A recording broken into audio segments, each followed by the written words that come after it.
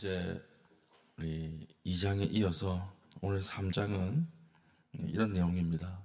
어저께 2장이 율법을 받았던 유대인들도 구원받아야 한다. 그들도 구원의 대상이다.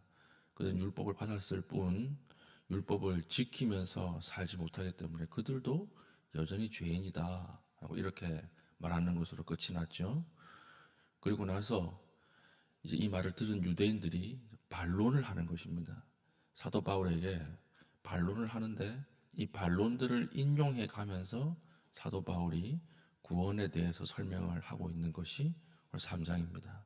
그래서 첫 번째 반론이 무엇입니까?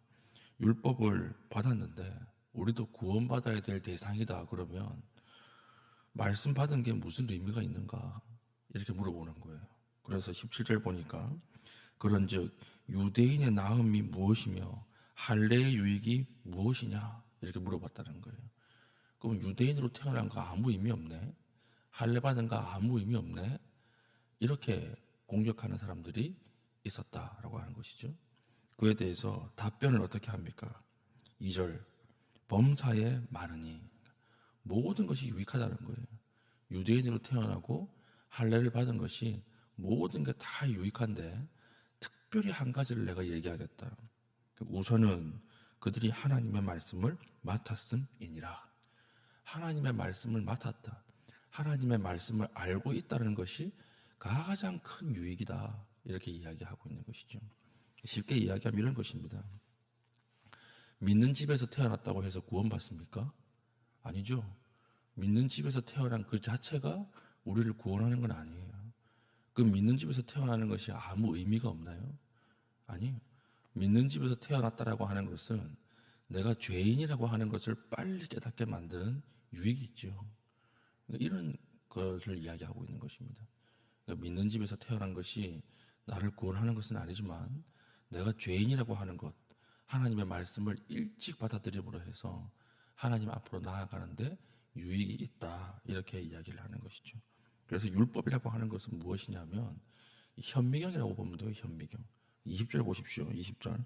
그러므로 율법의 행위로 그의 앞에 의롭다 하심을 얻을 육체가 없나니 율법으로는 죄를 깨달음이니라. 율법이 우리에게 주는 유익은 무엇입니까? 죄를 깨닫게 하는 거예요. 현미경을 딱 가지고 손을 바라보면 어떤 일이 벌어집니까?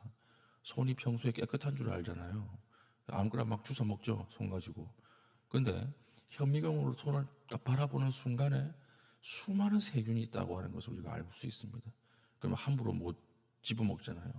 아, 이 손이 더럽구나. 깨끗한 줄 알았는데 너무 더럽구나. 이게 율법의 역할이라고 하는 것입니다. 율법을 몰랐을 때는 내가 깨끗한 줄 알았는데 율법, 하나님의 말씀 앞에서 나 자신을 딱 들여다보니까 너무 더러운 거예요. 난 죄인이구나. 여기까지가 율법의 역할이라고 하는 것입니다.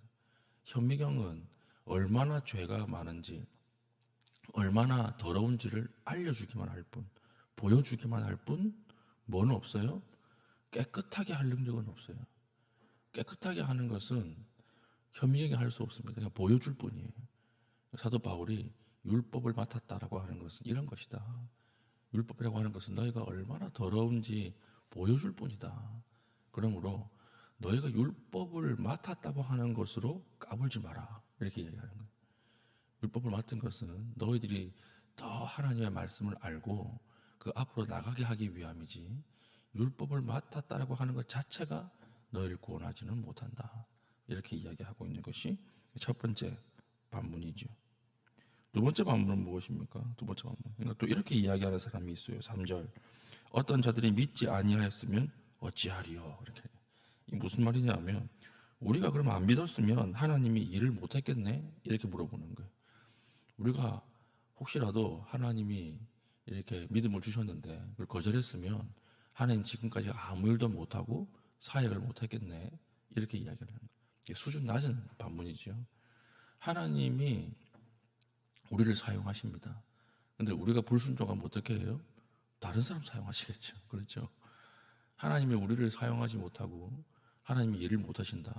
그런 일은 없습니다. 그러니까 불순종하는 그 사람만 손해보는 거예요. 하나님 다른 사람 사용하시겠죠. 그러니까 하나님께서는 여전히 신실하시다. 이 질문에 대해서는 너희들이 믿지 않는다고 해도 하나님의 약속은 이루어진다라고 하는 것입니다. 그러니까 너희들이 가지고 있는 전통, 먼저 믿었다 그래가지고 까불지 마라. 이렇게 이야기하는 것입니다. 세 번째는 무엇입니까? 세 번째는 5절이죠. 5절. 그러나 우리 불의가 하나님의 의를 드러나게 하면 무슨 말을 하리요? 이 말은 가론유다 논리예요. 가론유다 논리. 이 무슨 말이냐면 가론유다, 예수님이 십자가에 못 박히기 위해서 이 땅에 오셨잖아요. 그러면 누군가는 죽여야 될 거 아닙니까? 근데 그 죽이는 일을 누가 했다는 거예요? 가론유다가 한 거예요. 그러니까 가론유다가 하나님 앞에 쓰임 받은 거 아니냐. 가론유다가 없었으면 어떻게 예수님이 못 박혔겠느냐. 하나님에게 가장 순종하고 쓰임 받은 사람이 가론유다 아니냐. 이런 논리예요, 지금. 그러니까 우리가 하나님 앞에 5절에 무슨 이런 내용이죠. 우리가 하나님 앞에 불의했기 때문에 하나님의 의가 드러난 거 아니냐. 이렇게 얘기한 거예요, 유대인들이. 그러니까 이런 수준 낮은 사람들이 있느냐. 절대 아니다. 그럴 수 없다. 어떻게 은혜를 더하려고 일부러 죄를 짓겠느냐. 그럴 수 없다. 죄를 지으면 죄 지은 그것 가지고 그놈은 망하는 거예요. 오히려 하나님께서 우리의 죄악을 가지고 하나님의 뜻을 이루는, 그 인간의 죄악을 초월해서 이루는 것을 강조하는 것이지, 하나님의 뜻을 이루기 위해서 죄를 짓는다? 그런 건 있을 수 없다라고 하는 것입니다. 이것은 너희들의 종교적 열심을 가지고 깨끗하게 될 수 없다라고 하는 거예요.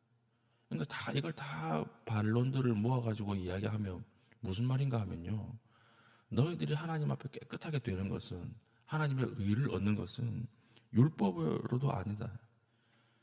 전통으로도 아니다. 그리고 세 번째는 종교적인 열심 가지고도 안 된다라고 하는 것입니다. 왜 그렇습니까? 모든 사람은 다 죄인이기 때문에 그렇다는 거죠. 모든 사람은 이방인이나 유대인이나 다 죄인이야. 그렇기 때문에 율법 가지고도 안 돼. 전통 가지고도 안 돼. 아무리 열심히 뛰어도 안 돼. 이렇게 이야기하고 있는 것이죠. 그게 10절부터 12절이에요. 기록된 바 의인은 없나니 하나도 없으며 깨닫는 자도 없고 하나님을 찾는 자도 없고 다 치우쳐 함께 무익하게 되고 선을 행하는 자도 없나니 하나도 없도다. 모든 사람은 다 죄인이에요. 그렇기 때문에 아무리 율법을 많이 알아도 깨끗하게 안 되는 거예요. 아무리 종교적으로 열심히 뛰어도 깨끗하게 못하는 거예요. 아무리 전통 있는 가문에서 태어나고 아무리 말씀 해석을 잘해도 깨끗하게 못하는 것입니다.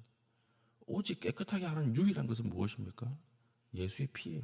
예수의 피. 예수의 피로만 깨끗해지는 것이다. 율법이 아니라 예수의 피. 전통이 아니라 예수의 피.